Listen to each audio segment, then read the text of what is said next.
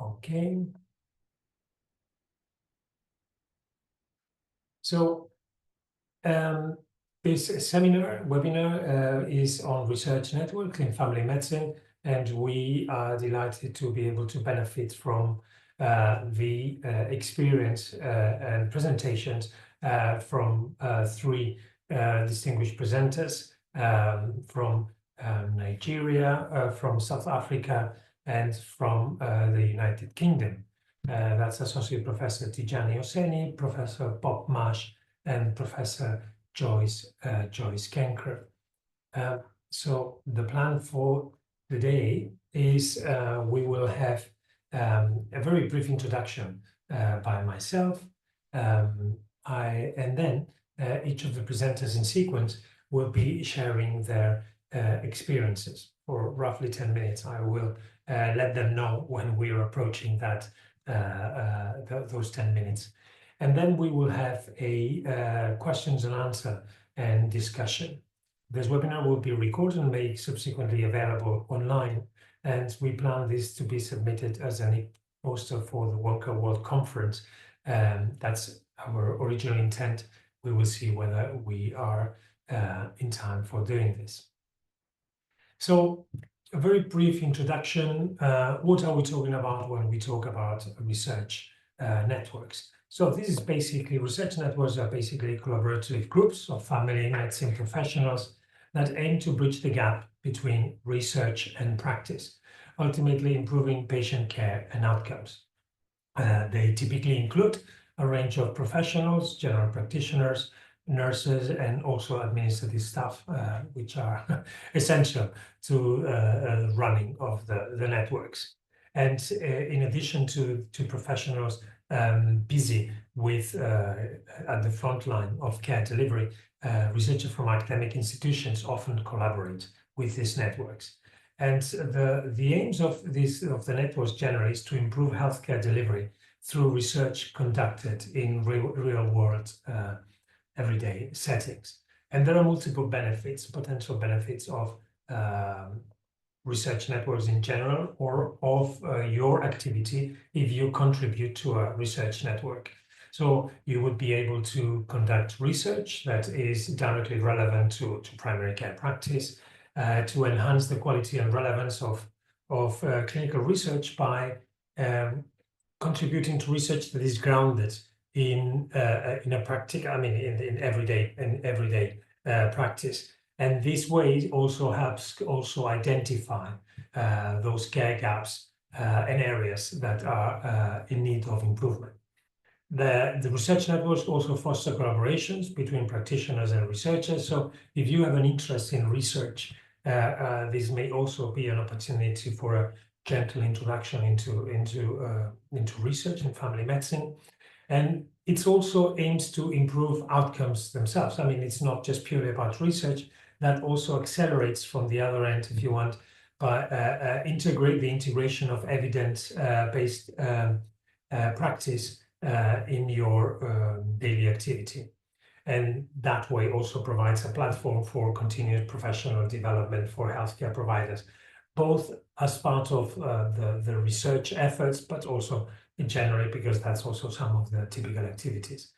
And in terms of challenges, needless to say, funding is always an issue, and resources for sustainable operations. We are all familiar with efforts that have secured the setup of a network, and it's supported running for a brief period of time, but then the key thing is how to ensure the sustainability.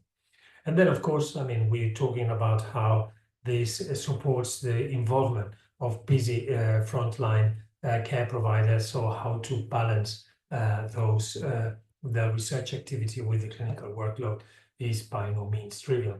So my name, sorry for coming late to this introduction of myself. I am Jose Maria Chema Valderas. I'm an academic GP. I've worked as a general practitioner in Spain, in the UK, and as an academic in a number of settings around the globe, in the US and Australia, and now for the last 3 years at the National University of Singapore.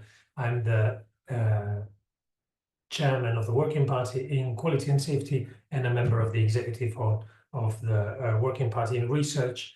And also I'm supporting the chairman of the Working Party in Research in the organization of this webinar series.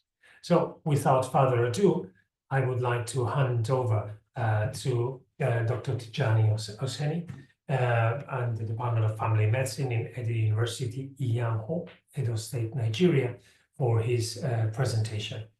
Tijani, over to you. Thank you very much, Dr. Tima. I'm Dr. Tijani Oseni from the Department of Family Medicine at the University of Edo State, Nigeria, and I'll be presenting Family Medicine Research Networks, the Nigerian experience. We had years of experience in research networking in both Nigeria and in Africa. So I'll be presenting 3 examples. First, with the SOGA, the Small Online Group for Effective Research, which was a research network we developed under AfriOne, the Young Doctors Movement of WONCA Africa. Next slide, please.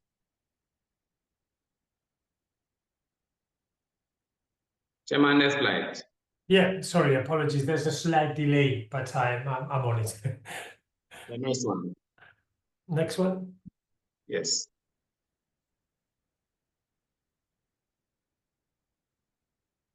All right. So this is the structure of primary care research networks in Nigeria, and we'll be looking at 3 major ones. First is the Small Online Group for Effective Research, which was a research network we developed under AfriOne, the Young Doctors Movement of WONCA Africa. The second one is the African Forum for Primary Healthcare Research. We also developed a research mentorship program to cater for primary healthcare research among doctors, nurses, and other primary healthcare workers. And the third one will be the Solong Research Club. Solong is the Society of Lifestyle Medicine of Nigeria. This was a research network we developed under the Society of Lifestyle Medicine to promote lifestyle medicine research across Nigeria. Now, 3 of them have the same common goals. We needed to promote a culture of research among young and emerging family physicians in Africa and Nigeria. We needed to build capacity in research designs and critical reasoning among young African family physicians. And importantly, we needed to provide leadership for collaborative research among African family physicians, as well as collaborate with other research bodies, individuals, and access funding from institutions and other interest groups in primary care. Next slide.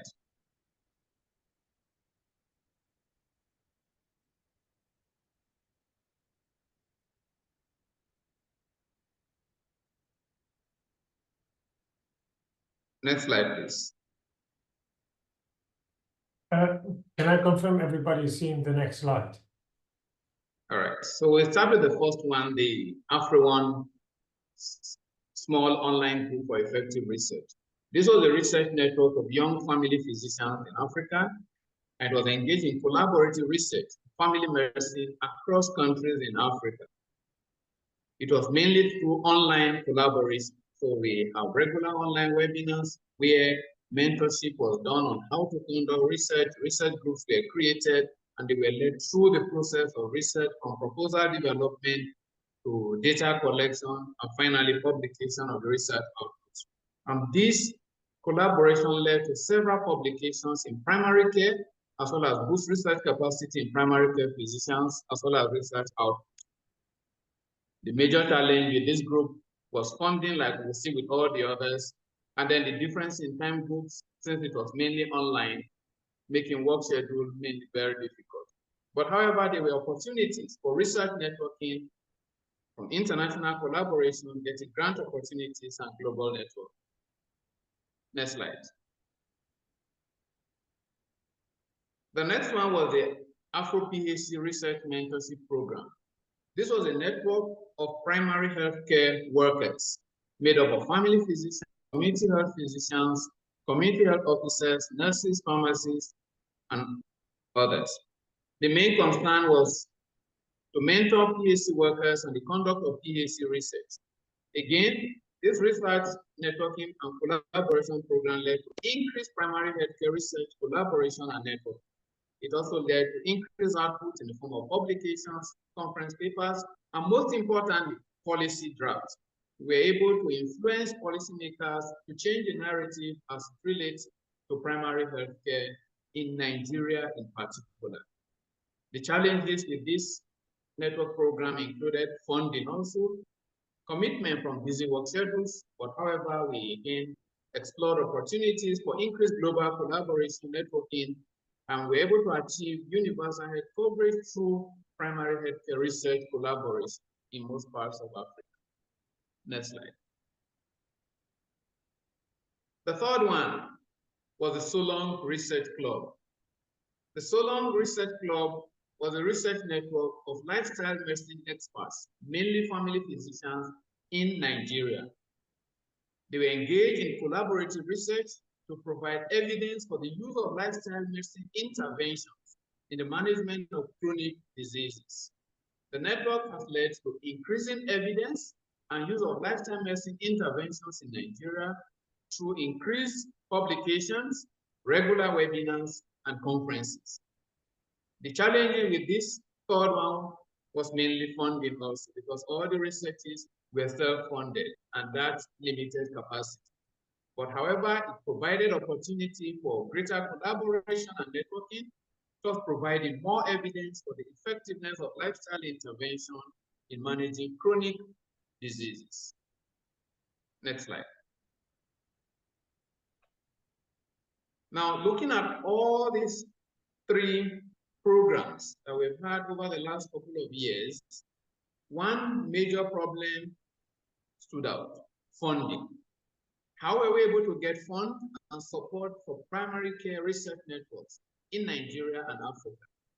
Getting funds was a big challenge, but even when funding was gotten, the utilization of the funds was again another challenge. What were the major sources of funding? In Nigeria, our main sources of funding was from the Tertiary Education Trust Fund, established by the federal government of Nigeria, which provided funding opportunities to researchers in universities. That meant those who were outside the university environment could not access the fund. But again, we also got funding from the international NGOs and funders. So it was difficult to meet the funding criteria, but yes, some of the researchers were able to access this fund, and it greatly helped. Support mainly came from WONCA Africa, from the WHO in the case of Afro-PAC, and then we also got support from the Society of Family Physicians of Nigeria, SOFON, and all of this support helped in promoting primary care research networks in Nigeria. Next slide. Okay. What were the challenges? You have 2 more minutes, please. Thank you, I'm rounding up. What were the challenges? Challenges for funding, like I've mentioned, poor utilization of funds, even where the funding were available, then low utilization of research output. So we conduct these researches, come out with wonderful output, but implementing them becomes a problem. Most of them end up in the shelves and they're not properly utilized. And then there was this increased workload. Physicians are too busy, brain drain, so the few physicians on ground do not have time, and this slow down these research networks. And in some cases, tasks were not completed. And then the high migration rates. Researchers, primary care physicians, as well as other physicians leaving the country to other countries also affected output. Next slide. So how are the findings from primary care research networks in Nigeria translated into practice and policy? Even though there have been poor implementation of the research outputs, but we have recorded some successes in other areas. For example, implementation of hypertension treatment by primary care workers through provision of management guidelines from the Federal Ministry of Health was made possible through researches conducted on how healthcare workers can be part of the management team for hypertension to reduce the burden. Today, the Federal Ministry of Health has implemented that in Nigeria. So management of hypertension goes beyond physicians. Also, incorporation of lifestyle modification to public service to increase advocacy by Solong from evidence-based research. most organizations now incorporate lifestyle into their routine. This has been a big achievement. Next slide. So in conclusion, research networks have led to increased research capacity, increased research output, and better quality of healthcare both in Nigeria and Africa. While funding remains a major challenge to research networks in Nigeria, great opportunities exist in research networks to drive improved health outcomes in Nigeria and Africa. Thank you very much. Thank you very much, Johnny, for the presentation and for sticking to the time. So I would like now to, we will have questions about your experience when we finish. So please, if you have any questions, feel free to start adding them to the chat, but you will have an opportunity to ask them later. And now I would like to hand over to Professor Bob Marsh. Great, thank you.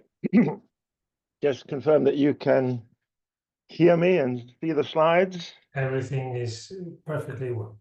Perfect. Okay, so yes, so I'm Bob Marsh. I'm sitting here in Cape Town in South Africa, and I head up the division of family medicine and primary care at Stellenbosch University. So the context that I'm in is I'm in the Western Cape, which is, of course, the western side of South Africa. We have a population of about 7.5 million people, and about 80% of them are dependent on the public sector. And this family physician research network that I'm talking about is in the public sector. And in this context, the family physicians are actually mostly based at district hospitals, often rural district hospitals, and community health centers, which are often more in the metropolitan area. And in this context, family physicians are leading sort of multidisciplinary teams of more junior doctors, nurse practitioners, and so on. So they're not the frontline GP as in Europe or say North America. So that's the context in which this network is trying to operate. And the motivation for setting up this family physician research network, of course, we wanted to improve the quality of district health services. But in our context, one of the sort of key roles of the family physician in these clinical teams is to improve the quality of care and patient safety. So they're responsible for clinical governance.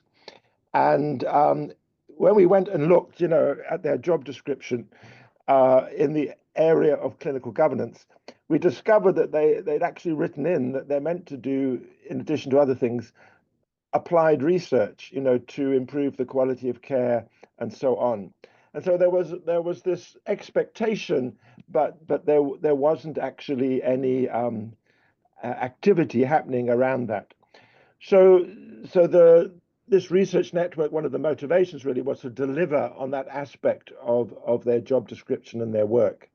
And of course, we were also interested in building interest in research capacity amongst them. And I think for some, it improves the job satisfaction, the range of activities that you're involved with, a little bit more academic. And for some, of course, it also boosts their CV, especially if they are wanting to move in a more academic direction in the future. So that was the motivation. The structure of this network, which is now across the whole of the Western Cape, is essentially a collaboration between these clinicians, these family physicians that are employed by the government, by the Department of Health, and they are now across 14 district hospitals and 12 community health centers, and they all have some sort of link to either Stellenbosch University or the University of Cape Town, which we've kind of added into the network more recently. And then on the other side are the academic family physicians like me, who are based at the universities and who have some research expertise.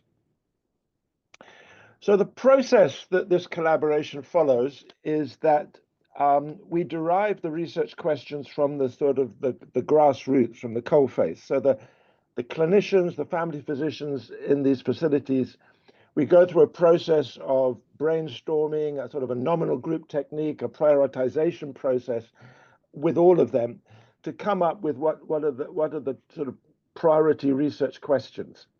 The academics then also look a little bit at those questions to see which of them have most scientific value in terms of what's already out there in the literature, and also thinking about what is feasible methodologically through this network.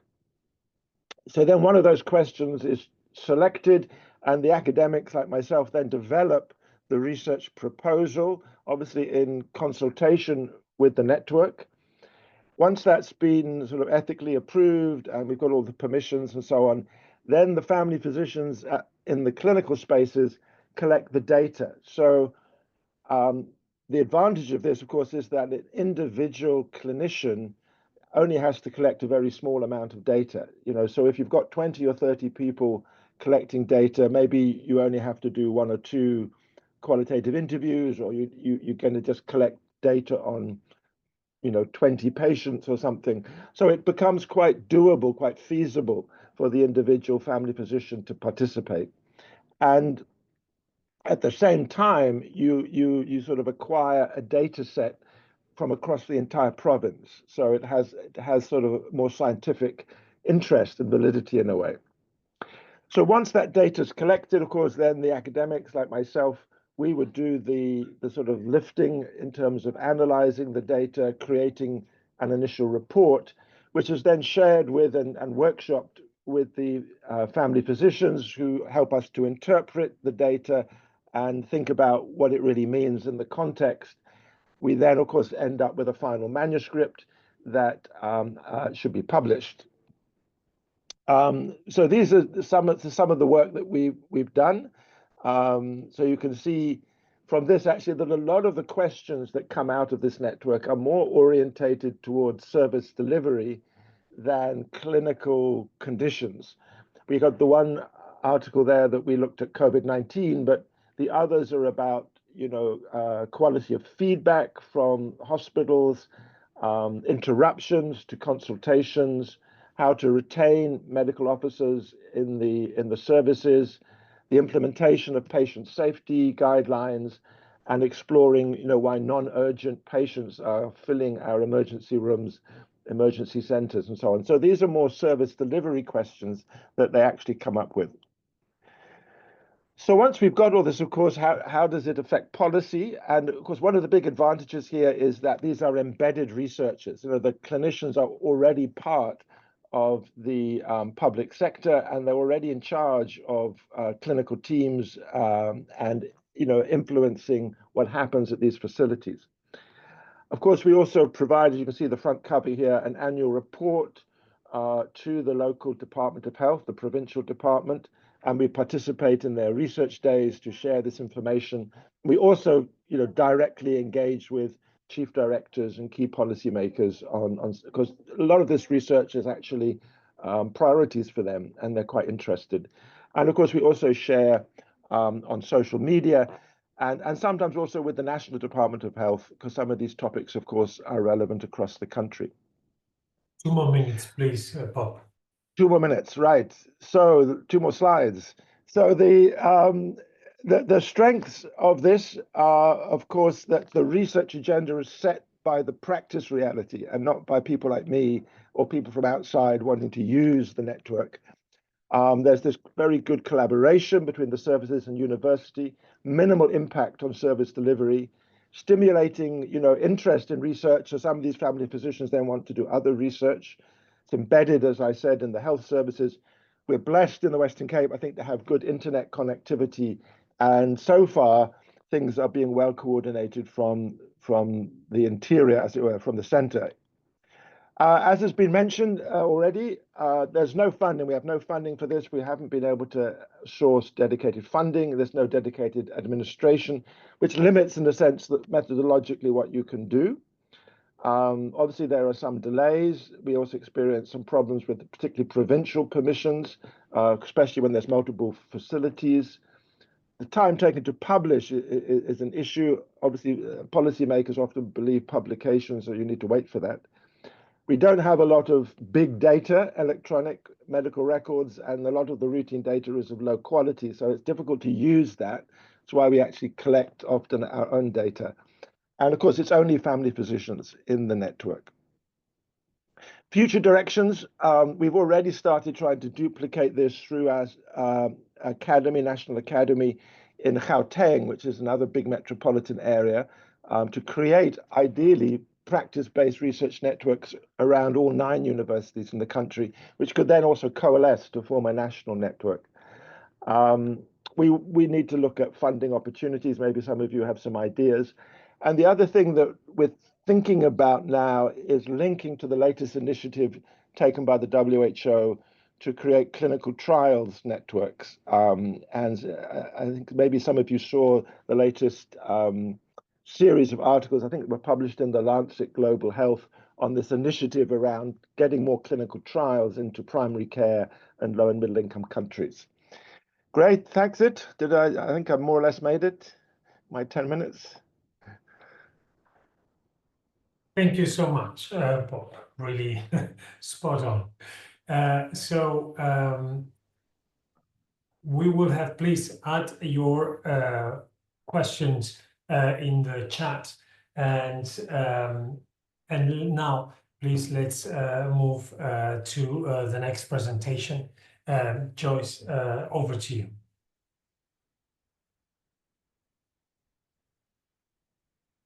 I believe you're muted, Joyce.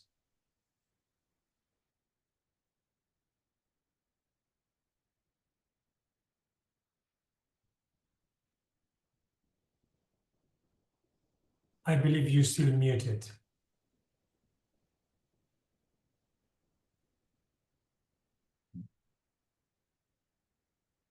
Okay, let me see. 1 second. Joyce.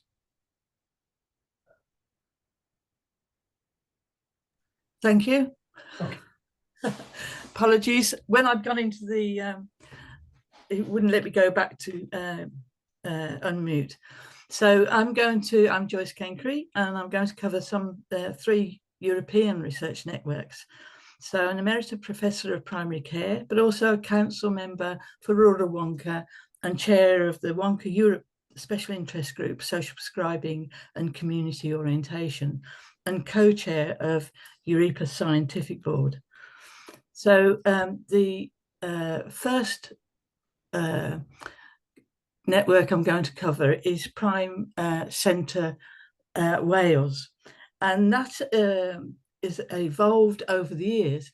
Originally, the Welsh government funded the research infrastructure in Wales in 2006, and then in 2008 they funded the Wales School of Primary Care Research, and they have continued funding over the years, and significant funding. So Prime Centre Wales. Sorry, my apologies. I wonder whether you are expecting to be sharing your slides. Oh, aren't I sharing them? No, you're not. Oh, sorry. No problem. Apologies for interrupting. It's because I wasn't sure you would be checking the chat. Okay. So maybe I have to come out of. Yes. Is it not sharing because you can? I don't know why it's not sharing. Okay. Can you try again? Yeah.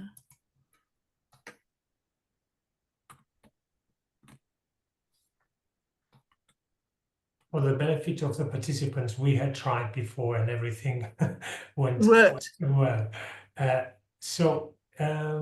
Can I suggest then, if we can't see it, that I share, and then perhaps I know you had introduced some changes, so I'm sorry that I don't have the most. That's okay.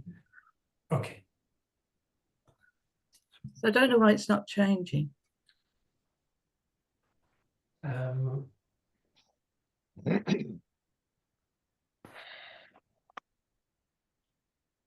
Yeah. Okay, on to the next slide then, please.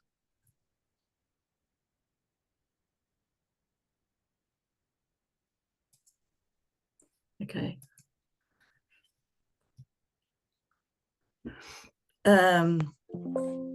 It's not coming up full on my screen, but I know what I can do. So can you see the slides?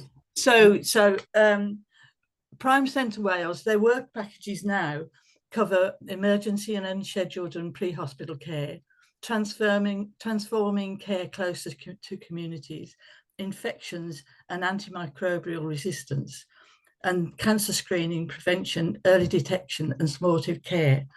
And then they've got cross-cutting themes: person-centred care, health inequalities, healthcare quality and patient safety, but also methodological development and innovation in research delivery.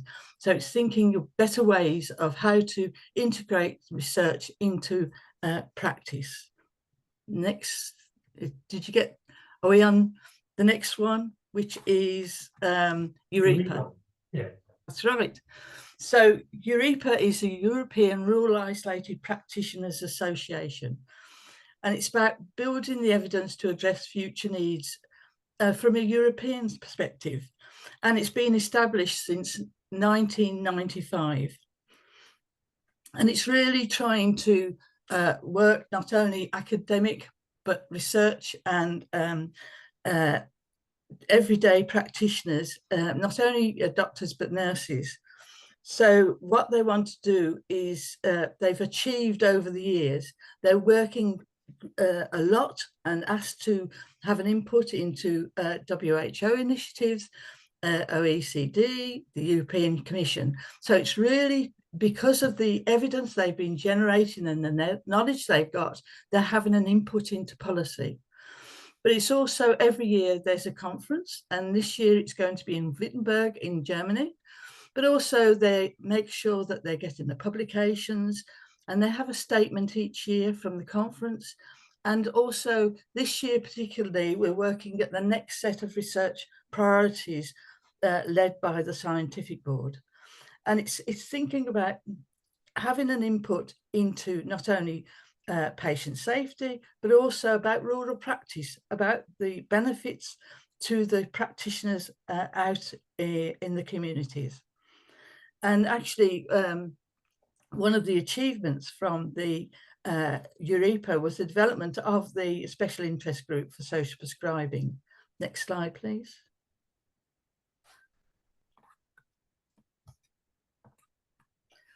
So we're looking for new ways forward, the challenges for the future, and some of the issues across Europe: the migration of people and refugees, conflict and war, mental health issues, end-of-life care, digital inequalities, impact of COVID-19, and also think about future pandemics that might be affected. Next one. So social prescribing and community orientation.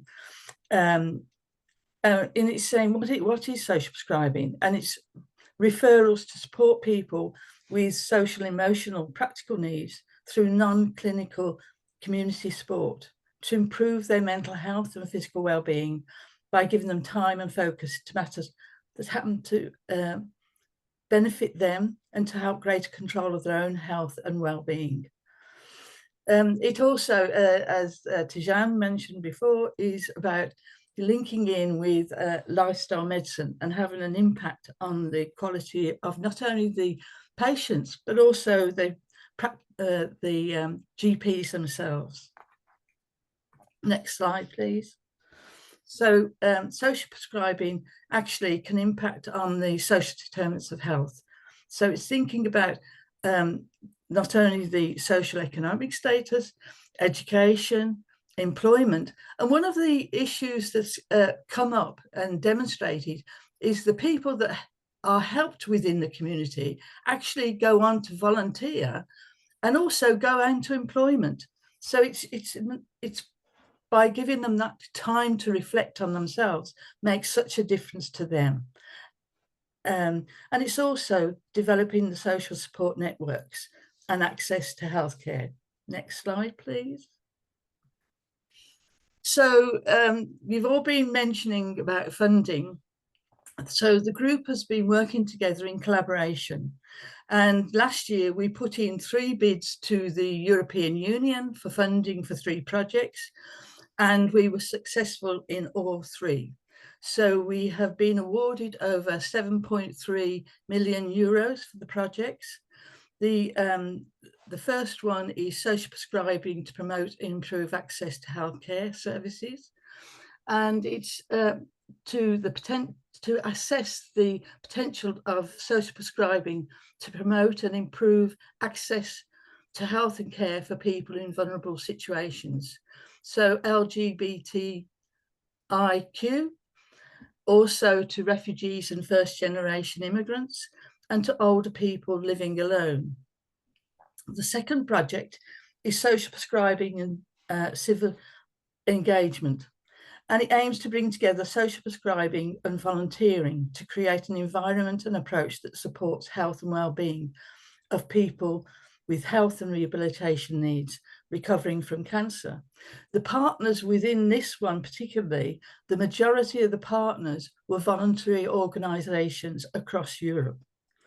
And the final one is recipes for successful approaches to social prescribing in primary care, a Delphi study on best practices in Europe.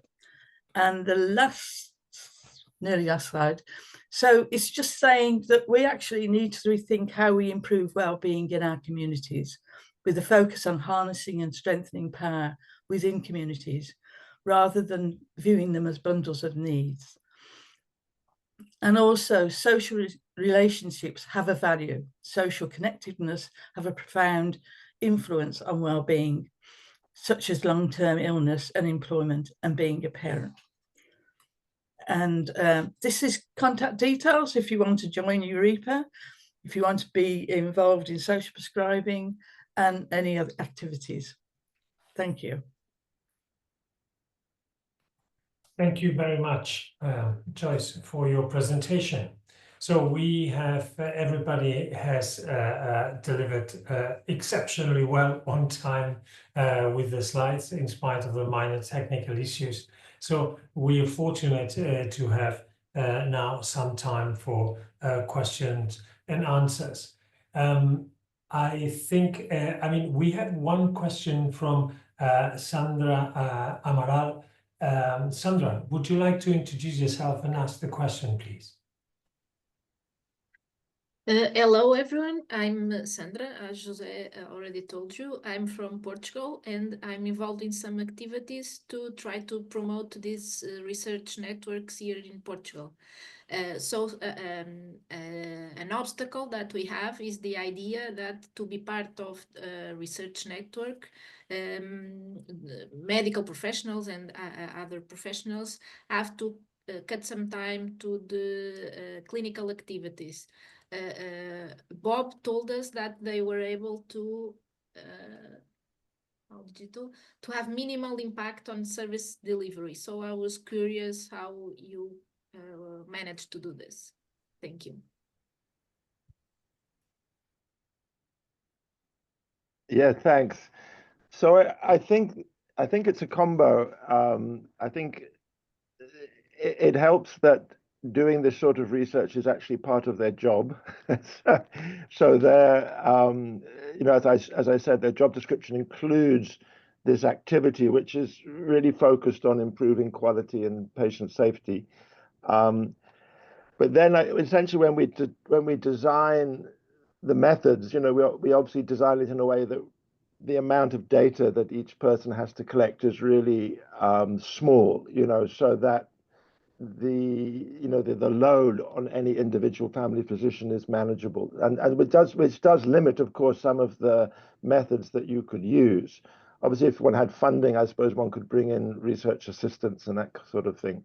But that I think is the strategy really, is, you know, keeping it small, but then when you put it all together and you've got a sufficiently large network, then the amount of data is actually quite meaningful and across a large geographic area.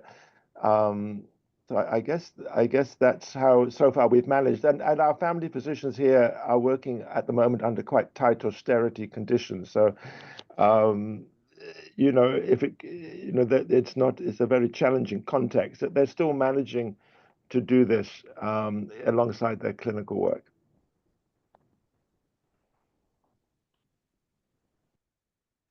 I wonder whether Joyce and Tijani may also anything to add to the question, to Bob's response. Yes. Thank you very much. Actually, combining research work and clinical work is quite challenging. For us in Nigeria, both for the SOGA, the SOLON, and the PhD forum, we're able to overcome that because mostly the programs were online based, and the webinars were held at night outside working hours. So after work, the time for rest was again used for research, and we're able to get enough results. Again, like Bob said, the research work, we also intertwined with the clinical work. Beyond the academic work, developing the proposal, getting medical approval, we had to collect the data from the clinic. So while the clinical work were ongoing, data were being collected. And then after the data collection, we had to now meet with the biostatistician, do the analysis and the write-up. So beyond the write-up that we done mostly in the evenings, at the time we would have spent with family and rest, most of the work for the research networks were done during clinical activities while clinical consultations were ongoing. So this was how we were able to combine them. Thank you. In Wales, we've been very lucky in getting funding for healthcare practitioners to do research. So first into research, so just getting a small project to go forward, then for PhD, and then postdoc funding. But also it's thinking that the Welsh Government also funds the research bids so that we can actually get funding for research projects. So it actually buys out protected time for the practitioners. We can also, from Wales, apply for the UK funding. And as you just heard, we can also, we can't be the first applicant, but we can be a partner within European Union funding. So we've been very, really very lucky. But it's also thinking about developing the practitioners and mentoring them so that they've got the ability not only to do the research, but also to publication, and also thinking about their career development. Joyce, we have thanks for the question and also, sorry, the answer. And we have also a question specifically for you from Dr. Eneka Uwa, a family physician working in a state hospital in management board in Nigeria. And they are experiencing some problems so that they cannot ask the question themselves. So I'll ask on their behalf, whether it would be feasible to contribute to the social prescribing project, even if not in Europe. Well, actually, I've got there's a colleague here, Jaslan from Malaysia, who's been, he's been helping with the space project, and he's been helping with the, initially, the scoping review. And so he's been, and so he's part of the scoping review team, small team, but also he's put an abstract in for WONCA, and he's the first author. So it's thinking about how we can nurture our young clinicians to enable them to have a protected, in a way, experience, but also to actually develop their career. So yes. Thanks.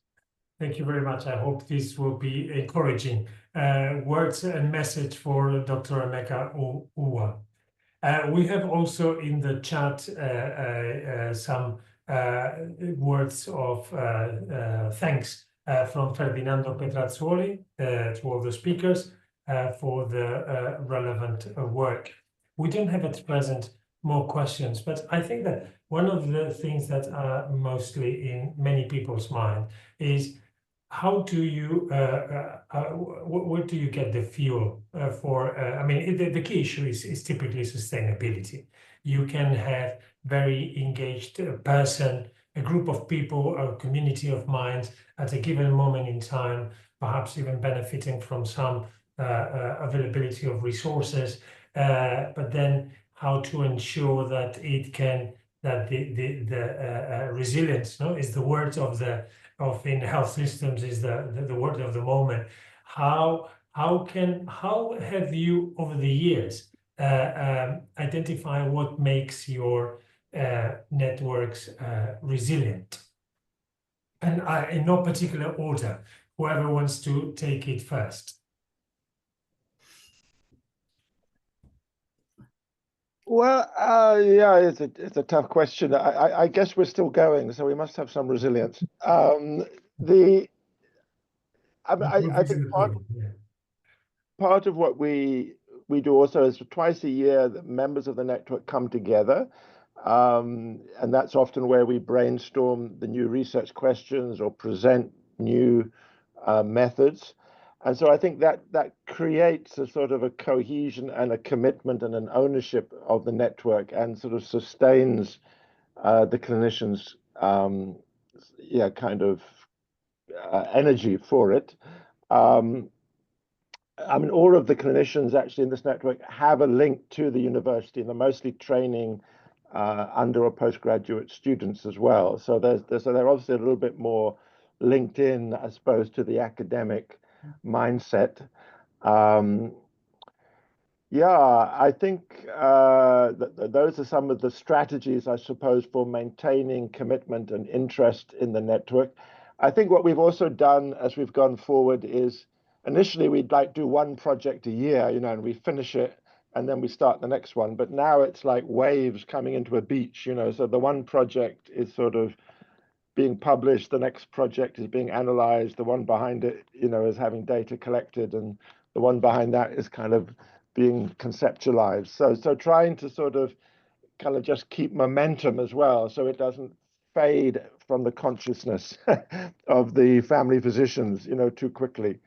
I think those are some of the strategies that maybe have enabled us to maintain momentum. I mean, it sounds like in Wales or in Europe, you know, of course, there's all these resources, you know, available, which sound very nice.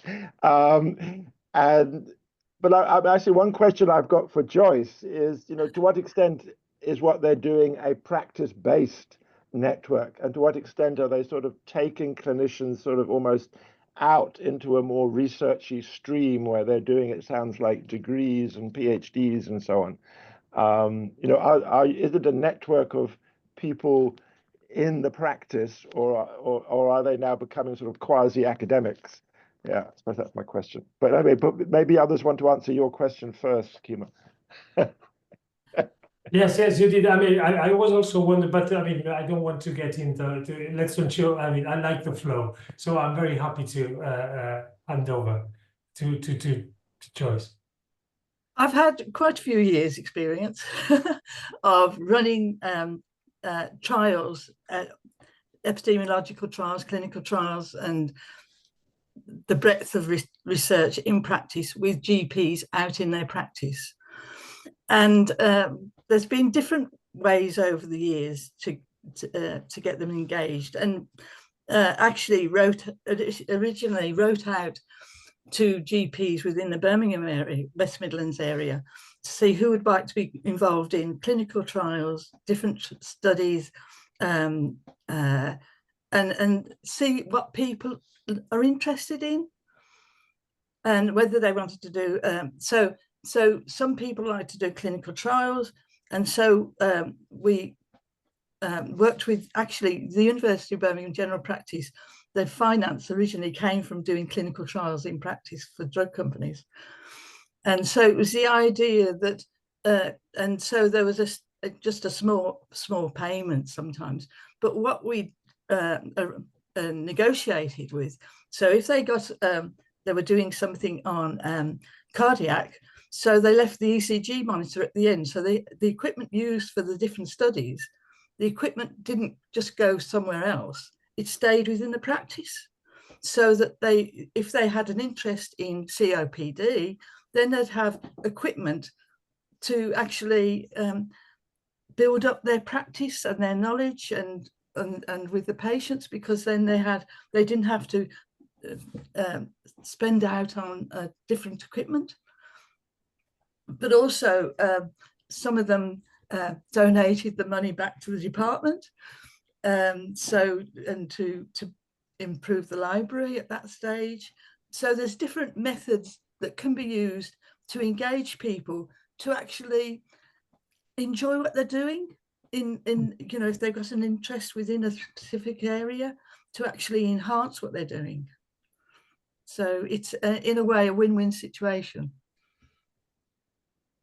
And I presume that goes a long way to fight some fatigue, you know, because particularly, I mean, if Bob was mentioning the issue of the waves, and some of these waves may be welcome for some very engaged people, and for others it may at some point feel a bit too much.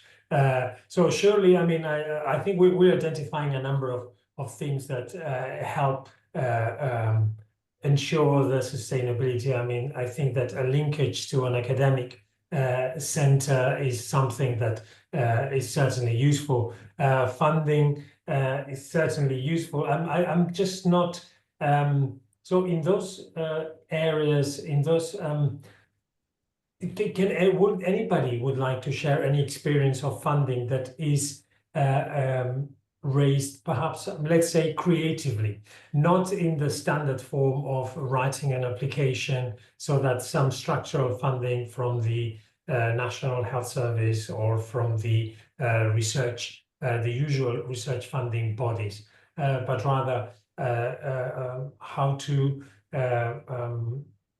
how to find pockets of money within the practices themselves, or other approaches. Joyce, you seem to have some ideas.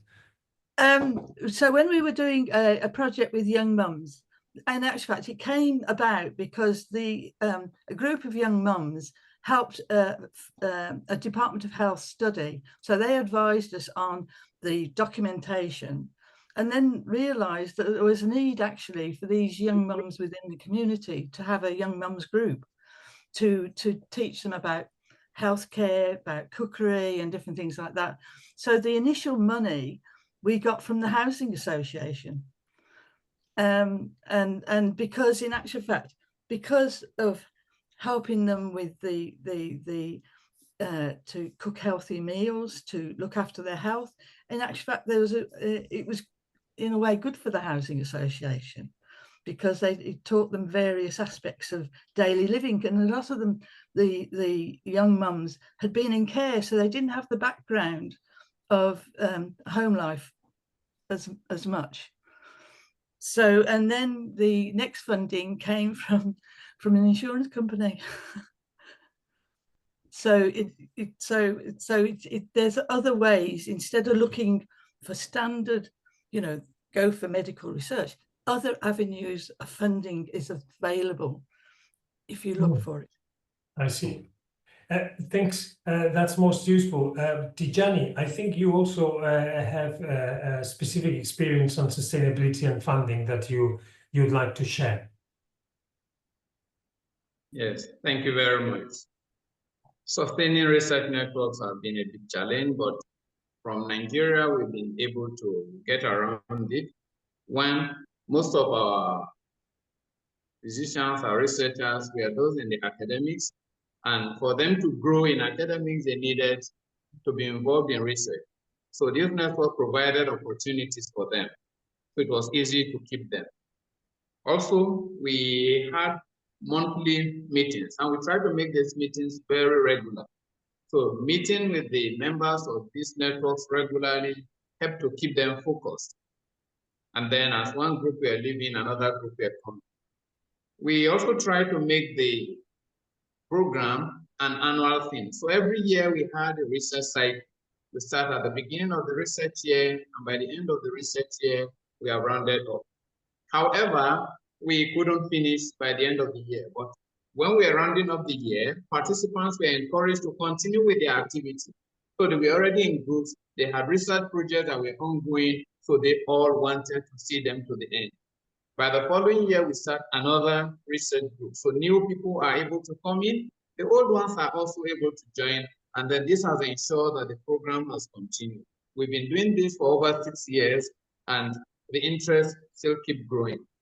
Then in the area of funding, like we've said, the major funder for research in Nigeria is the Tertiary Education Trust Fund. So it implies that researchers must be affiliated to a university to access the funding.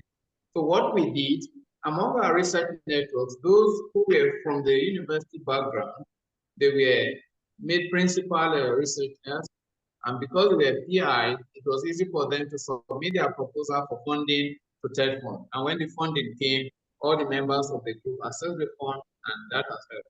Some have also been able to access funding from other sources. Like in Afro PhD, we've been able to get funding from the main body. We've been able to get funding from WONCA. Montego has also provided funding, and the funding could be in either funding the research process itself or funding conferences where we are able to disseminate the findings from this research. So that is how we've been able to overcome some of these challenges here in Nigeria. Thank you very much. Thank you very much, Tijani.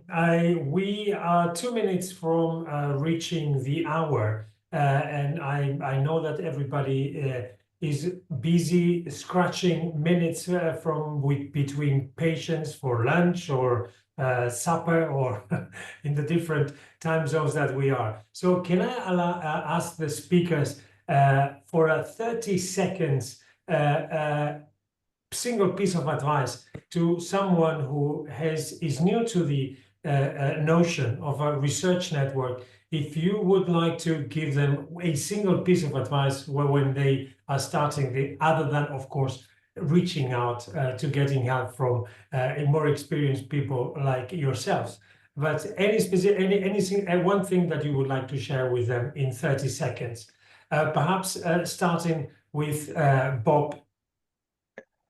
Okay, well, I suppose my advice would be you don't need funding to do something, although it's nice to have, obviously, and start small, start with a small group of, 10 people in your network and just get something started, and then things will, in essence, scale up from there. So I think the Stellenbosch model is replicable in other low and middle income countries. So that would be my advice. And it's been very inspiring to see. Joyce, similarly, 30 seconds. Just think of different, I suppose, funding is just think differently. Just don't think you've got to go to the main sources because the competition's too big. Oh, thanks. Tijani.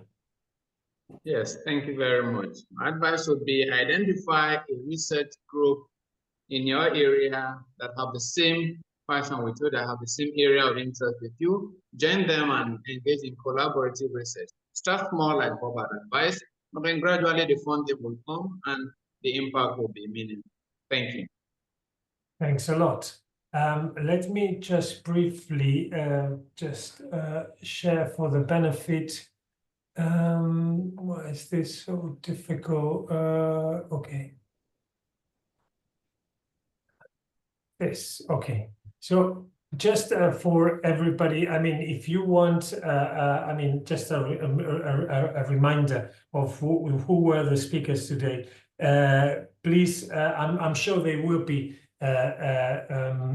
willing to help you linked with the relevant resources based on their own experience. So just a reminder of Professor Tijani Oseni, Nigeria, Professor Bob Marsh, South Africa, and Professor Joyce Kenkre, in Wales, in the United Kingdom. I'd like to thank everybody for the contributions, particularly the speakers, for all the efforts that they put and for sharing their experience. I wonder if people may be willing to, for 10 seconds, open their videos or cameras just to see everybody around for a final opportunity to thank our speakers for the presentation. Thank you very much. We've been over 30 participants at any given different times. And I have to say, we also, Mehmet Akman, the Working Party chairman, was not able to join because of an earthquake that was happening. He's fortunately well, but so that's that's the reason. Perhaps Mehmet, allow me just to allow you the opportunity to say just a few words. Thank you to all the speakers. Thank you. Thank you. Okay, so Mehmet, I don't know whether there may be issues with the. I'm here actually now. I am in a safe place. Yeah, unfortunately, just 1 hour ago, before the seminar, there was an earthquake of 6.2. So I had some power cuts and something, but it was in the sea, so nobody is hurt. But you know, you need time a little bit to arrange things. So sorry for being late. And thank you very much actually for all the presentations. I could just jump in the middle, but I mean, it was very fruitful, and thank you very much for the support. Thank you very much, and thanks everybody. We will be sharing details about the second seminar soon. Thanks. Bye-bye. Bye-bye. Thank you.